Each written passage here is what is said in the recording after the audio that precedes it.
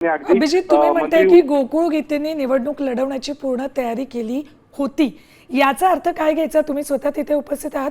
Gokul गीतेंची body language नेमकं काय सांगते? गोकुळ गीते आणि गणेश गीते हे दोनही बंधू सध्या काहीतरी तणावात असल्याचं त्यांच्या बॉडी लँग्वेज वरून आपल्याला बघायला मिळतंय. हां.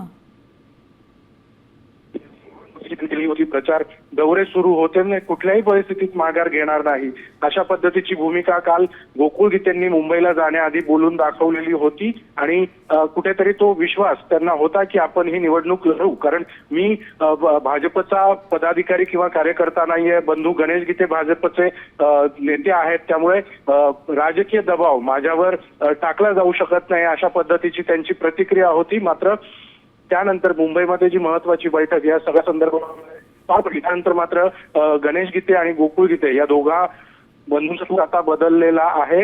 या अनुषंगाने आता ही सगळी बैठक या ठिकाणी गीते बंधूंच्या निवासस्थानी होताना आपल्याला बघायला मिळते. आणि या सगळ्या पार्श्वभूमीवर खरं तर समर्थकांची गर्दी त्यांच्या निवासस्थानी झालेली आहे. अगदी मंत्री गिरीश महाजन ज्यावेळी गीते बंधूंच्या निवासस्थानी पोहोचले त्यावेळी देखील गीतेंच्या समर्थकांनी त्या ठिकाणी जोरदार घोषणाबाजी केलेली होती. मात्र आता मंत्री उदय सामंत, गिरीश महाजन, त्यासोबतच गणेश गीते असतील, गोकुळ गीते असतील, महायुतीचे उमेदवार नरेंद्र दराडे असतील, यांच्यामध्ये आता ही सगळी एकत्रितपणे बैठक सुरू आहे.